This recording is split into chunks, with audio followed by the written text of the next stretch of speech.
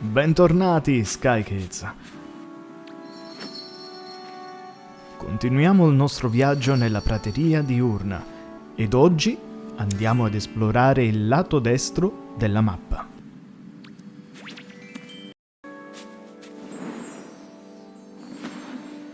Iniziamo subito con questa zona che viene vissuta molto come zona di passaggio per i giocatori di Sky.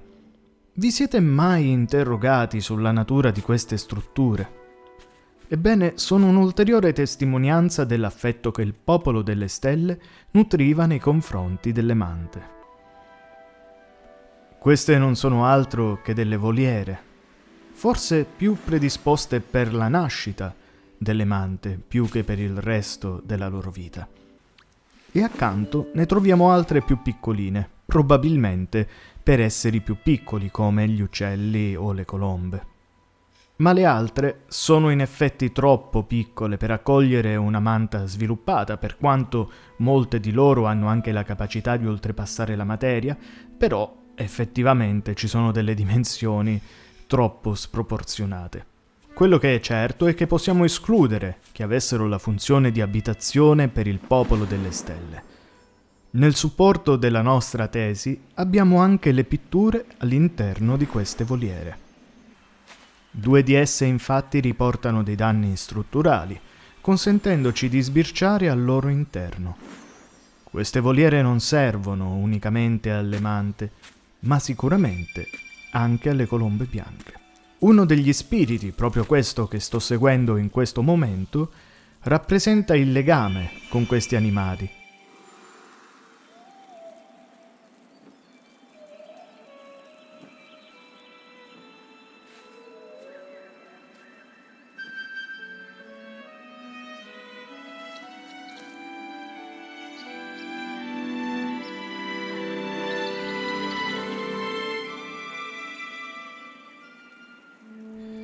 In questa parte di prateria ne troviamo molti di aspetti simili negli spiriti. Abbiamo visto lo spirito che era in collegamento stretto con le farfalle, vediamo quest'altro che sa riprodurre il verso delle colombe e attirarle a sé, e nell'arcipelago diurno si trova un altro spirito che sa perfettamente richiamare le meduse di luce. Un'ultima nozione la dedico a queste mini porticine che ci sono proprio in queste strutture, altra testimonianza del fatto che sicuramente non erano fatte per il popolo delle stelle, ma per piccoli animali. E poi, godetevi un momento di questa vista su quest'isoletta sollevata che quasi mai nessuno controlla. Ora seguitemi, andiamo oltre. Voliamo oltre quelle nuvole e raggiungeremo l'arcipelago Paradiso.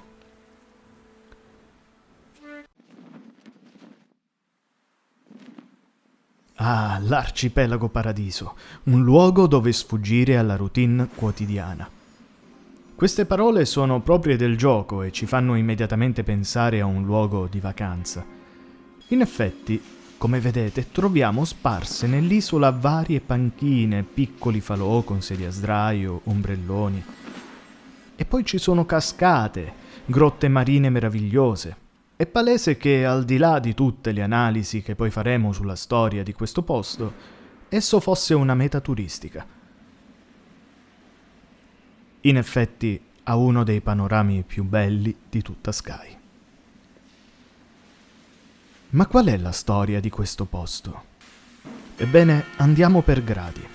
Se avete completato tutte le missioni relative alla mappa, si può avere un'idea su come potesse apparire in passato questo posto. Mante giganti e piccole che volano, meduse di luce che popolano le grotte marine, farfalle luminose, campi in fiori e geyser mirabolanti.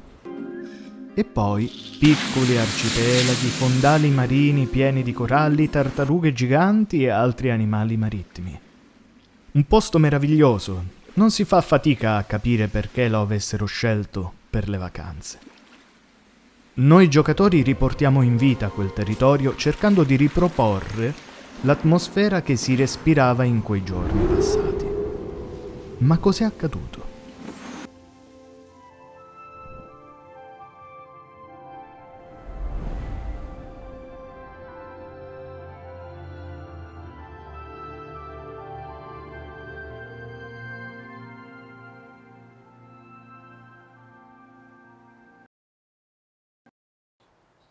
L'arcipelago Paradiso è un luogo infestato dalle piante oscure, anche se oggi è un po' difficile farvele vedere, perché spesso scompaiono dal gioco e risultano già bruciate da altri giocatori.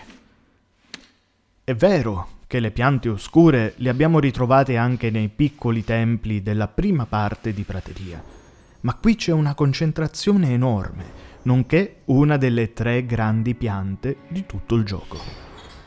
In realtà le piante sarebbero 4, ma della quarta ne parleremo più avanti. E quindi è sicuramente un luogo che ha subito più di altri lo sconvolgimento della guerra. La volta scorsa ho specificato come Prateria Diurna in generale è un luogo in cui il disastro della guerra, che è calata su tutto il mondo di Sky, ha causato ben pochi danni in fondo. Sì, c'è qualche nave rotta qua e là, sì, qualche piccolo tempio dedicato alle mante avvolto dalle foglie e germogli delle piante oscure, ma sostanzialmente la natura rimane intatta, le costruzioni sono intatte. È evidente che il male abbia colpito anche queste terre, ma non in modo così devastante. L'arcipelago Paradiso non differisce molto. I suoi piccoli monumenti sono presenti e intatti, la sua terra non sembra aver subito dei danni poiché è fertile e fiorente, né danni che hanno modificato la struttura geologica, come per esempio accade nel deserto dorato. Dunque, come mai la presenza così numerosa di queste piante? Beh, le risposte sono in parte legate a mappe che scopriremo più avanti, ma si può già anticipare qualcosa. Le 2 risposte risiedono in 2 punti precisi della mappa. Vedete questo tunnel? Ebbene, il primo è proprio qui, nel punto più alto dell'arcipelago, il tunnel di vento. Come vedremo esplorando i sentieri del vento, lo spirito guida ci dirà che i draghi oscuri si insediano nei tunnel di vento bloccandone l'aria. È plausibile pensare che durante la guerra i numerosi draghi oscuri che hanno bloccato i tunnel del vento abbiano fatto fuoriuscire proprio da quel tunnel in alto alcuni dei loro esemplari, nonché fatto germogliare le piante oscure.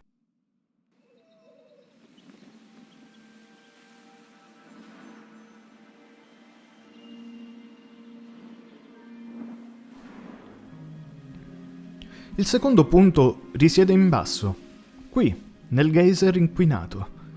Non è un caso se proprio lì troviamo delle barche che trasportavano delle giare di forma romboidale atte a trasportare un materiale che scopriremo esplorando la foresta nascosta e che diventerà cruciale per la storia di Sky. Si può presumere che il geyser sia in qualche modo collegato in maniera sotterranea con dei flussi marini di un'altra mappa, ambientata anch'essa sul mare, e che fa parte della mappa di Deserto Dorato. Questo collegamento con le falde acquifere potrebbe aver inquinato una parte appunto dell'acqua dell'arcipelago, favorendone poi l'insediamento delle piante oscure. D'altronde anche tutta l'area attorno al geyser è piena di piante, mentre le altre spiagge sono completamente libere. Un'altra teoria vedrebbe coinvolte le piccole barche che trasportavano giare di forma romboidale che, coinvolte nelle intemperie della guerra o magari colpite da un drago oscuro o che semplicemente abbiano perso il controllo durante la tempesta e si sono arenate sulla spiaggia vicino al geyser, abbiano inquinato proprio con ciò che trasportavano le acque e conseguentemente favorito la crescita delle piante oscure. Insomma, ciò che coinvolse l'arcipelago fu qualcosa di secondario, eppure quel poco riuscì a fare danni. Per restare in tema, parliamo di loro, i granchi. La loro storia è particolare perché a più riprese emergono in vari luoghi di Sky, vengono citati dalle storie dei fantasmi e persino raffigurati nelle pitture. Anche in questo caso devo dirvi di pazientare, perché la loro presunta storia la racconteremo più avanti, in un luogo dove sembra che il mistero che circonda queste piccole, buffe creature si vada a svelare. Per il momento notiamo 2 cose.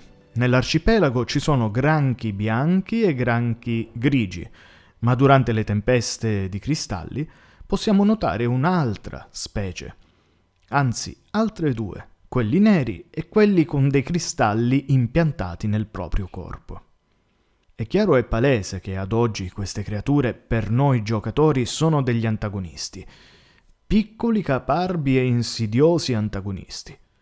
Ma lasciamoli qui per il momento e torniamo ad esaminare quest'isola che a mio parere costituisce il miglior game design di tutta Sky. Concludiamo questa esplorazione tornando a parlare di monumenti e di architettura del popolo delle stelle. Nell'arcipelago non si trovano resti di case o caverne che potevano essere abitate, ma si mettono in evidenza due monumenti sempre dedicate alle creature di luce. Il primo che si intravede sono delle statue, che evidentemente celebrano le farfalle, mentre poco lontano abbiamo un monumento ad archi con varie campane dorate che hanno sempre la funzione di richiamare le creature di luce. La missione di ogni giocatore che entrerà in questo luogo sarà quella di recuperare le campane disperse nei vari punti della mappa. Esse sono sempre spaccate e alcune volte vicino a qualche barca. Quindi questo mi fa pensare a ciò che accadde durante la guerra. Magari qualcuno voleva portarle in salvo, oppure qualcuno voleva rubarle. Oppure sono state volutamente danneggiate e inserite in luoghi nascosti di questa mappa proprio per far sì che non venissero trovate. Quale sia la verità non possiamo ad oggi saperlo, però grazie al nostro intervento potranno ritornare a suonare insieme, richiamando le numerose creature di luce che abbelliscono l'arcipelago paradiso.